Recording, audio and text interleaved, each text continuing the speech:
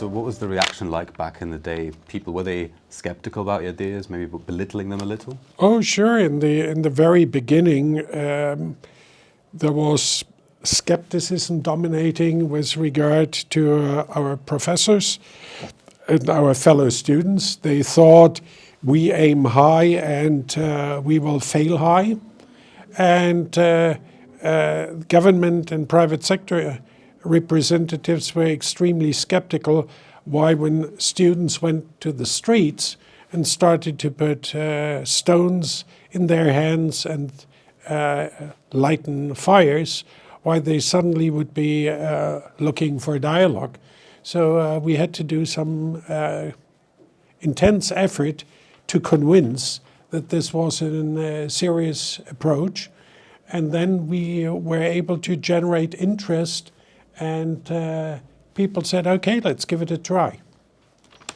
Okay, and so looking back on the history of the Gallen Symposium over the last 50 years, how do you see the dialogue between generations? Do you think that today the younger and older generations are collaborating more than 50 years ago, or has the cliff between generations deepened?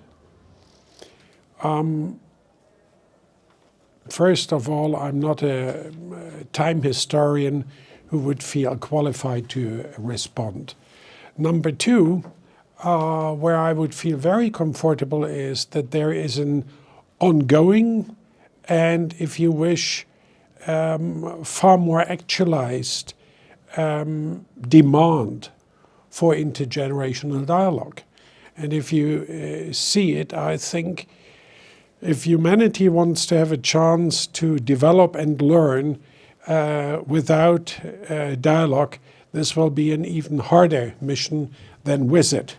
And therefore, I think it is what I always labeled as a program of timeless actuality. Okay. So how have you followed the changes of the St. Gallen Symposium? How has it evolved? What way do you view that as a positive evolvement? Let me start with the question whether evolvement is really the key feature. You can evolve, if you wish, in technical terms, in organizational terms, in size, in footprint. Clearly, there is a huge evolvement. If you look, today it was announced at the opening 75 countries represented at this symposium. And when we started, I think it was something like 17 or 18 countries. But are these the criteria to define evolvement or evolution? Yes and no. And I think the key is that there is a need, as ever before, to establish dialogue. It is critically important to not only assume that because of globalization you should enlarge the geographical footprint. I think what we need to raise one issue first. What is the difference between the late 60s and the 20s? And the major difference, among other things, is digitalization.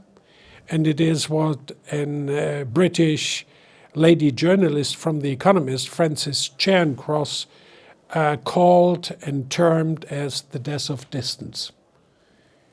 Due to digitalization, due to the internet, you could bridge physical and geographical distance. And what is now happening that despite this, so to say, reachability, it doesn't mean that necessarily understanding has been coming in sync with the shortening of distance. And that is the challenge of whether it is in the 60s or whether it's in the 20s or whether it will be in 2030 or 2040. And there I put it very simply, the change of the knowledge society is we have an abundance of data, by the way, with a collapse of the price for data. You are a journalist interviewing me. You know that 30 years ago, what you had to pay for a Reuters news, for a Reuters subscription. This has completely collapsed. And you have data, you have information, then you have knowledge, and the scarcest resource is understanding.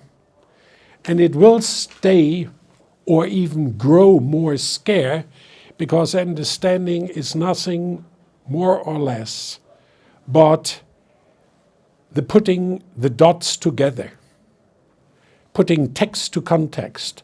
And this was an art centuries ago, but in our interdependent world, with our dynamics of information spreading, it is far more demanding.